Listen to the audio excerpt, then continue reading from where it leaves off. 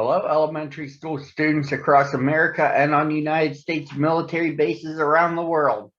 It's Michael T. Mondak reads time again with the eponymous Michael T. Mondak, and I'm back with you on this Wednesday, Hump Day, to virtually read one picture book to you, your parents, and your teachers.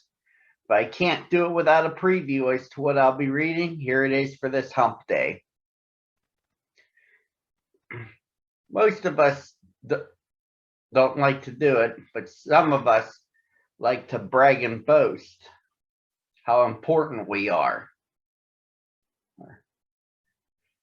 Well, there were some creatures that bragged how far they could hear or smell or see. It's part of a storyline Dr. Seuss wrote in a story titled The Big Brag. Let's go. The rabbit felt mighty important that day on top of the hill in the sun where he lay. He felt so important up there on that hill that he started in bragging, as animals will, and he boasted out loud as he threw out his chest. Of all the beasts in the world, I'm the best. On land and on sea, even up in the sky, no animal lives who is better than I. What's that? Growled a voice that was terribly gruff. Now, why do you say such ridiculous stuff? The rabbit looked down and he saw a big bear. I'm the best of the beasts, said the bear, and so there. You're not, snapped the rabbit. I'm better than you. Pooh, the bear snorted. Again I say, pooh. You talk mighty big, Mr. Rabbit. That's true. But how can you prove it? Just what can you do? Thought the rabbit. Now what can I do? He thought and he thought.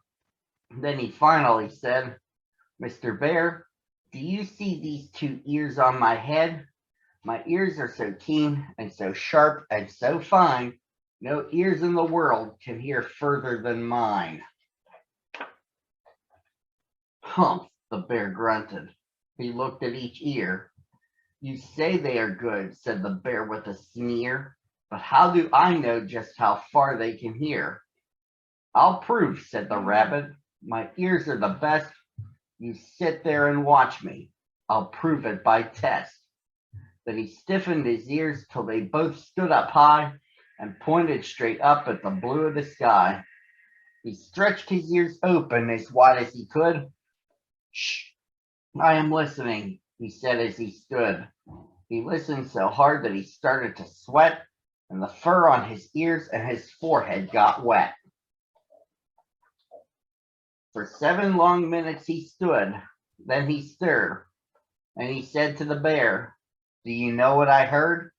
Do you see that far mountain? It's 90 miles off. There's a fly on that mountain. I just heard him cough. Now, the cough of a fly, sir, is quite hard to hear when he's 90 miles off, but I heard it quite clear. So you see, bragged the rabbit, it's perfectly true that my ears are the best, so I'm better than you. The bear for a moment just sulked as he sat, for he knew that his ears couldn't hear things like that. This rabbit, he thought, made a fool out of me. Now I've got to prove that I'm better than he. So he said to the rabbit, You hear pretty well. You can hear 90 miles, but how far can you smell? I'm the greatest of smellers, he bragged. See my nose? This nose on my face is the finest it grows. My nose can smell anything, both far and near. With my nose, I can smell twice as far as you hear. You can't, snapped the rabbit. I can, growled the bear, and he stuck his big nose way high up in the air. He wiggled that nose, and he sniffed and he snuffed. He waggled that nose, and he whiffed and he wuffed. For more than 10 minutes, he sniffed and he snuffed. Then he said to the rabbit, I've smelled far enough. All right, said the rabbit. Come on now and tell. Exactly how far is the smell that you smell? Oh, I'm smelling a very far smell, said the bear, away past that fly on the mountain out there. I'm smelling past many great mountains beyond 600 miles more to the edge of a pond. And way out there by the pond you can't see is a very small farm. On the farm is a tree. On the tree is a branch. On the branch is a nest, a very small nest where two tiny eggs rest, two hummingbird eggs, only half an inch long. But my nose, said the bear, is so wonderfully strong. My nose is so good that I smell without fail that the egg on the left is a little bit stale. And that is a thing that no rabbit can do. So you see, the bear boasted, I'm better than you. My smell is so keen that it just can't be beat. What's that? Called a voice from way down by his feet. The bear and the rabbit looked down at the sound, and they saw an old worm crawling out of the ground. Now, boys, said the worm, you've been bragging a lot. You both think you're great, but I think you are not. You're not half as good as a fellow like me. You hear and you smell, but how far can you see? Now, I'm here to prove to you, big boasting guys, that your nose and your ears aren't as good as my eyes. And the little old worm cocked his head to one side, and he opened his eyes, and he opened them wide. And they looked far away with a strange sort of stare, as if they were burning two holes in the air. The eyes of that worm almost popped from his head. He stared half an hour till his eyelids got red. That's enough, growled the bear. Tell the rabbit and me, how far did you look, and just what did you see? Well, boys, the worm answered, the look that I took was a look that looked farther than you'll ever look. I looked across the ocean, way out to Japan, for I can see farther than anyone can. There's no one on earth who has eyesight that's finer. I looked past Japan, then I looked across China.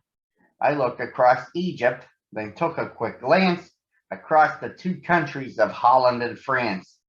Then I looked across England and also Brazil.